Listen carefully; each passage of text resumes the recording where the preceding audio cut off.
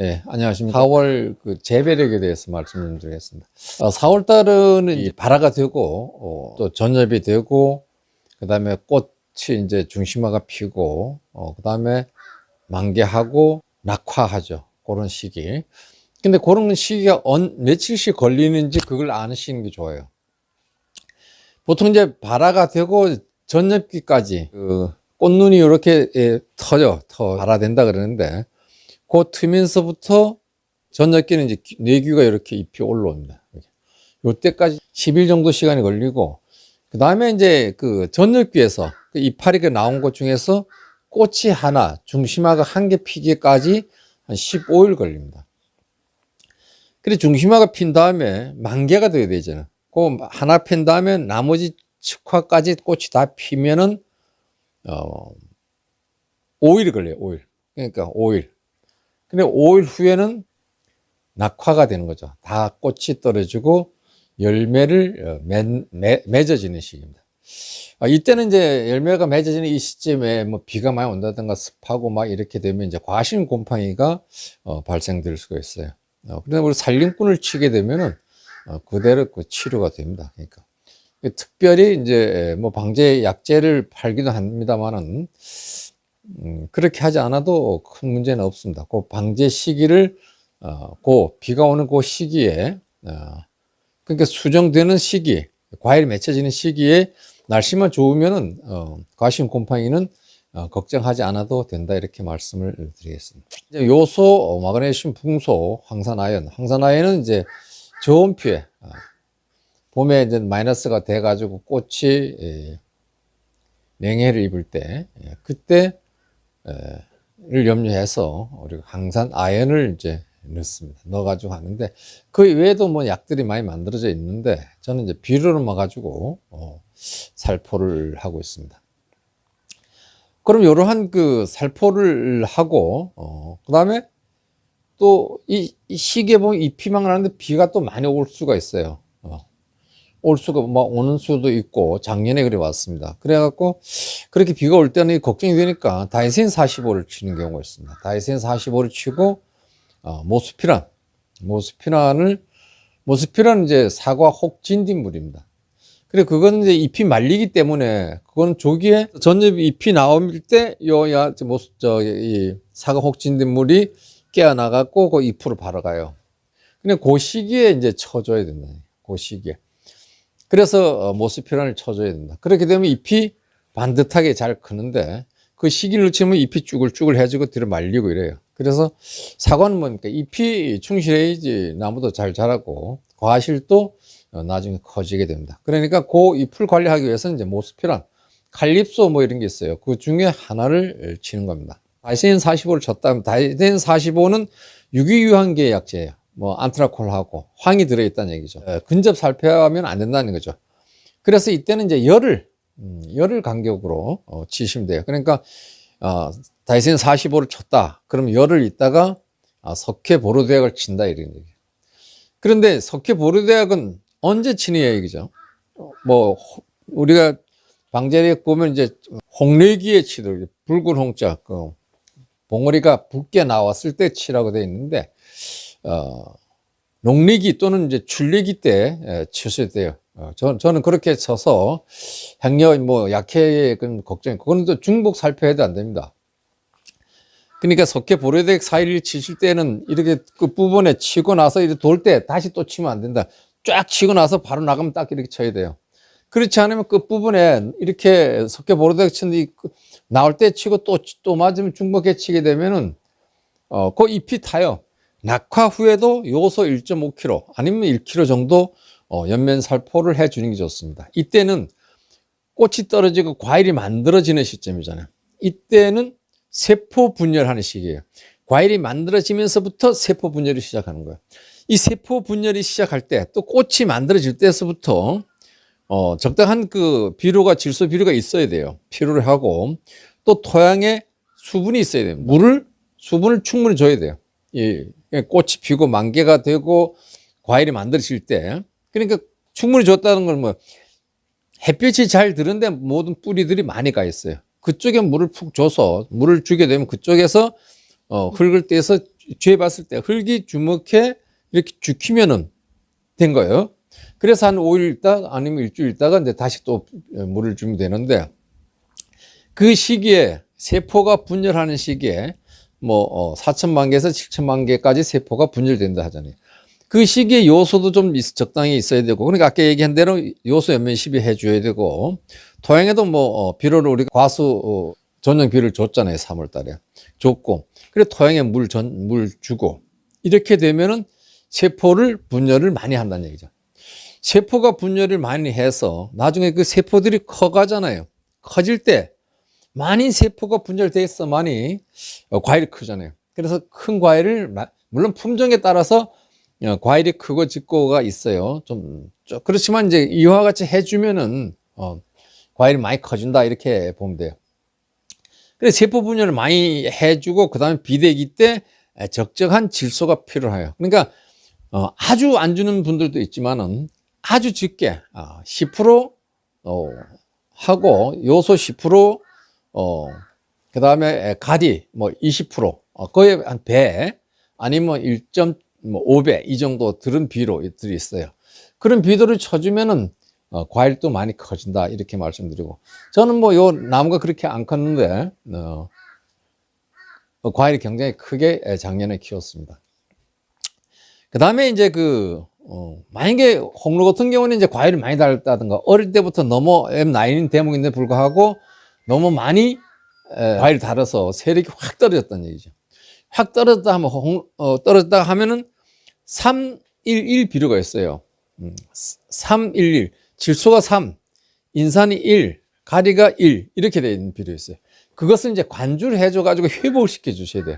그리고 어떤 분들 보면은 가서 이렇게 강원도 가보면 너무 많이 달아가지고 홍로가 못 컸어요. 나무를 보면 나무가 굉장히, 저도 마찬가지인데, 나무가 굉장히, 이 수피가 거칠고, 막 쩌들쩌들하고, 과대지 길이, 이런 걸 보면은 그 나무가 세력이 약한지, 강한지를 알 수 있어요. 세력이 너무 약하면은 과일도 별로 안 커요. 그러니까 적당한 세력을 안정화시켜 주는 것이 좋겠다, 이렇게 말씀드리겠습니다. 그래서 그때는 그렇게 물을 줘야 되고, 그 다음에 이제 4월 달에 할 일이 있습니다. 우리가 비료를, 사과 전용 비료를 이제 줬는데, 거기는 칼슘이 없어요, 칼슘. 붕소도 있고 마그네슘도 다 있는데, 칼슘은 없으니까 칼슘을 줘야 되잖아요. 칼슘 줬는데 칼슘을 안 줬으니까 칼슘은 4월 달에 줍니다. 4월 달에. 질산 칼슘을 관주를 해주면 좋습니다. 그래, 칼슘은 나무는, 사과나무는 칼슘을 1년 내내 필요로 하다 그랬어요. 계속 먹어야 되네, 칼슘을. 먹어야 되는데, 1월에서 6월까지는 물관을 통해서 토양에서 칼슘을 흡수를 해서 과일로 전달이 돼요. 그러나 이후부터, 날씨가 뜨거워지면서부터 이동이 안 된다고 봐야 돼요. 바로 6월, 7월 달에는 칼슘을 과일에 직접 쏴줘야 됩니다.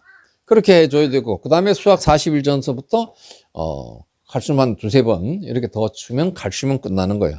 그래서 칼슘은 토양에 물론 칼슘이 있어요.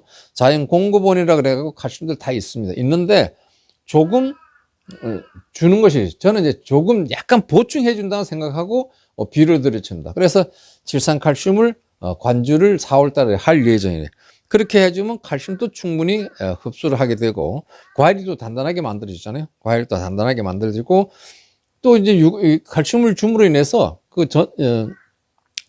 과일이 이제 흡수를 하잖아요. 6월 달까지 흡수하는데, 또 6월 이후부터는 과일이 너무 커지고, 또 증산작용 때문에 과일에서 수분을 도리어 뺏기는 그런 경우가 생겨요. 그렇기 때문에 쳐줘야 된다는 말씀을 드리겠습니다. 방제에 대해 아까 조금 얘기하다 말았는데, 작년에 병이 많이 있었다고 하면 떨어진 잎들 있잖아요. 거기에 이제 병균들이 이제 있은 거죠. 그래 이제 균사들이 이제 작년에 떨어진 잎에 발병했던 잎, 거기에서 겨울 때 월동을 했다는 거예요. 그래서 거기서 그 병균들이 있다가 포자리 형성돼요. 그러니까 비가 오거나 바람이 불게 되면은 이제 포자가 형성돼서 그 포자들이 이파리로 가는 거죠. 이파리는 왁스층이 되어 있으니까 왁스 가서 미끄러져요. 애들이 부착기를 이용합니다. 딱 붙어요, 부착기. 그래 딱 붙어가지고 그다가 침입 균산을 쏘합니다. 쏘게 되면은 균들이 이제 이파리 속으로 들어가는 거예요. 흡기라고 합니다. 흡기. 그래 이파리 속에 들어가 가지고 거기에서 있는 양분들을 흡수를 하면서 결국 그렇게 되면은 균이 침입된 거죠. 그러니까 이파리에 균이 침입되면은 그건 이제 전염이 된 겁니다. 전염되면서 거기 이제 그 양분을 흡수를 하면서 다시 포자를 만드는 거예요. 곰팡이 균들이. 그럼 거기서 다시 포자를 만들면 그 포자가 다시 다른 데로 옮겨지기 때문에 2차 전염원이 됩니다. 작용기적인 카인 약재는 이파리 위에만 묻어 있어서 그 균들이 포자들이 와가서 이파리에 앉으면 물론 죽게끔 이렇게 돼 있잖아요. 이파리에 이제 와서 또 침입을 만약에 했다 하면은 우리가 작용기적인 카인 약재를 쳐도 치료가 안 됩니다. 그래서 혼합제를 치주는 것이 좋겠다. 이렇게 말씀드리고 일단 작용기장이 그 예방제하고 침투제를 같이 쓰게 되면은 예방제는 위에서 이렇게 이파리 우를 맞으니까 더 이상 못 침투하게 되고 그나마 조금이라도 이파리 속에 들어가 있다고 하면은 침투성 약제가 치료가 되지 않냐 이렇게 생각합니다. 그래서 그런 약제들은 침투성, 침투 이양성 이러한 약제들은 QI계, EBI계 뭐 이런 그 약제들은 스트림 분리계죠. SDHI계 이러한 약제들은 혼합해서 쓰는 것도 좋을 것 같습니다. 그런데 혼합하더라도 이 혼합해도 될 것인지 해왔던 것들 보통 보면 이제 혼합제가 있어요. 가격이 조금 비싸지만은 쓰시면 돼요. 보통 약제들을 보면 이제 상반기 쓰고 뭐 하반기 쓰고 이런 식으로 그게 뭐 몇 월부터 쓰고 뭐 이렇게 나와 있습니다. 그런 것들은 이제 봐서 약제를 살포를 하면 되겠다 이렇게 말씀을 드리겠습니다. 그 다음에 이제 4월에 이제 가온관리 이런데 뭐 이 아상 처리하잖아요. 유인도 하고 적심도 하고 뭐 염지도 하고 이랬습니다. 이런 것들을 우리가 4월 달에 이제 주로 해요. 그 우리 전정은 이제 끝났지만은 이 전정하는 것이 다 틀려요. 이래 보니까 생각해 나무의 습성을 알아야만 돼. 나무의 습성 알면 전정은 뭐 할 게 없어. 아무것도 걱정 안 해야 돼. 이렇게 끊었을 때 이렇게 되고 저렇게 끊었을 때는 저렇게 된다. 이럴 때는 세력이 세니까 약하게 하려면 이렇게 끊어야 된다. 이런 식으로만 알면 돼요. 그 다음에 공기와 약재 방제시 잘 들어간다고 판단하면 돼요. 햇빛이 잘 들어가면 돼요. 그럼 끝난 거예요. 그렇다고 다 끊어내고 하나만 세워놔두면 과일 수가 적어요. 그러니까 과일 수를 많이 달게 하면서 적정량이죠.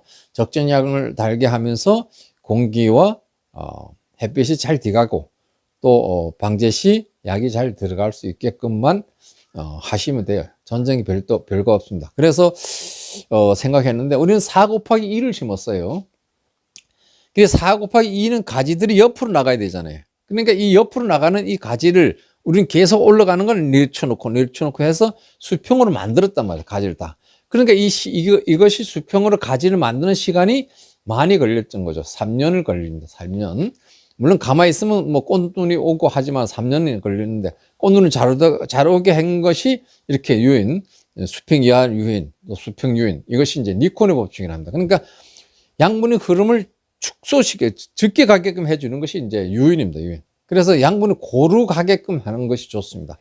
측지는 측지에 가는 양만큼, 주간지는 주간지의 양만큼, 결과지는 결과지에 가는 양만큼 가야 돼요. 그럼 결과지가 굵다 이게. 굵으면 많이 가잖아요. 그러면 끊어줘서 새로운 가지가 나오게끔 해주는 건데, 끊어줄 때, 바싹 끊어주면 눈 2개 놔두면, 우리 후지는 눈 2개 놔두고 끊어주는데, 2개 놔두고 끊어주게 되면은, 거기에 2개 중에 하나는 마르거나 하나가 세게 또 나와요. 그래, 저 같은 경우에는 뭐 후지든 홍로든 그냥 길게 끊어줘서 여기서 가는 가지가 나오는 걸 놔두고 나중에 이렇게 정리를 해줍니다. 끊어줘서 톨핀 페이스트 발라주고. 그런데 4 곱하기 2는 이제 가지 만들고 결과지 만들고 하는 것이 이제 그렇고. 그 다음에 이제 그 1m잖아요. 1m. 1m를 심었을 때, 1m를 심었을 때는 50cm, 50cm예요. 그러니까, 저 같은 경우에는 이렇게 1m를 심은 것은 가지가 뭐 처음에 자란 가지가 가늘잖아요. 가는 거 나온 건 무조건 과일 달아요. 그럼 과일 달면 그 과일 안쪽으로 눈이 터지는 또 나오는 거래요. 가는 것은 무조건 과일 달고 굵은 것은 길게 이 정도 눈 7개 놔도 끊어줍니다. 이렇게 끊어줄 수도 있고 좀 가지가 굵은 건 그렇게 끌고 아주 굵은 거는 안쪽에 눈 보고 그냥 이렇게 아주 바꿔치기 해야 되겠다 하는 것은 이제 좀 안쪽으로 눈 뭐 4개나 5개 정도 놔두고, 아니면 약간 가는데 조금 한두 번 써먹겠다 하면 이제 뭐 8개 정도 놔둡니다. 그렇게 해놓고 거기에 과일을 달게 되면은 그 가지가 그렇게 커지지 않아요. 그래서 이 안으로 들어가 가지를 달았을 때, 가는 가지는 무조건 과일 달아주면은 나무는 뭡니까? 밀식 장애라는 것이 뭐 과일이 달리지 않기 때문에 장애가 오는 거예요. 그러니까 과일이 안 만들어지는 거예요. 그러면은 그렇게 과일이 만들어지게 해야 되는데, 만들어지게 하는 것은 뭡니까? 나무의 비료죠, 비료. 비료를 예를 들어 질소를 계속 준다면 계속 이것은 자라서 꽃눈을 만들지 않고 영양 생식만 계속하게 되는 거예요. 그러니까 생식 생장을 하도록 해야 되는 거예요. 생식 생장을 하도록 하는 것이 6월부터입니다. 그러니까 5월의 말 정도에 꽃눈 분화를 유도하는 거고, 6월, 7월에 꽃눈이 만들어지는 거예요. 그러니까 수세가 나무를 5월 달까지 이렇게 좀 자라게 하고 질소가 필요한 거죠. 그 다음에 6월 때는 황산가리를 토양해 주는 겁니다. 그리고 황산가리를 뭐 인산가리든 연면 시비를 해주게 되면 그 나무는 세력이 떨어지게 돼 있어요. 그러면 꽃눈이 오게 돼 있습니다. 그래 꽃눈만 만들어지면은 돼요. 그 다음에 과일 달게 되면 돼요. 그러니까 과일로서 수세를 판단해서 갖고 가면 돼요. 그러니까 이제 1m 정도 심었다 하면은 즉지 만들 이유가 없다는 얘기지. 그러니까 가늘고 꽃눈이 좋으면 과일 달고, 그러면 꽃눈이 안쪽으로도 생기고, 뭐 20cm 정도 됐나 하면은 과일 여기 달면 늘어질 끼고 안쪽으로 또 액화 지역이 또 가지가 나올 수도 있어요. 또 아니면 그게 거의 정화가 될 수도 있고. 그래서 그렇게 달면 돼요. 그러니까 사과가 이제 앞으로 계속 키우는 것이 더욱 쉬워지는 거죠. 더욱 쉬워지고, 구어트리가 또 있는데, 구어트리는 조금 이제 제가 생각해 볼 때 지상부하고 지하부 TR율이라고 그러는데 2대 1이래요. 원래 나무들은 위에 2고 밑에는 1입니다. 구어트리는 뭡니까? 가지 굵은 것들이 많이 올라가잖아요. 그럼 뿌리가 그만큼 이 지상부와 같이 2대 1이 되느냐? 그것이 예를 들어서 그 비율을 제대로 못 맞춰 줘 가지고 나무가 과일이 뭐 대과가 안 된다든가, 현재까지는 잘 되고 있어요. 또 아니면 여러 가지 문제점이 나올 수도 있지 않을까 하는 생각을 해요. 저 나름대로. 그럴 때는 또 어떻게 뭐 비율을 줘서 뿌리가 좀 부족하다 하면 뿌리에 그 좋은 저런 비료라든가 그런 것도 줘서 키워갈 수 있겠죠. 뿌리는 그만큼 자라지 않는데 웃자라기만 하게끔만 해도 안 되고, 뿌리가 어느 정도는 유지해 줘야만이 지상부도 그만큼 잘 자랄 수 있을 것이다. 이렇게 생각합니다. 오늘은 뭐 그냥 눈 떠오고 일도 못하고, 지금이 오늘이 3월 26일이 이렇게 눈이 또 오네요. 여기까지 하겠습니다. 감사합니다.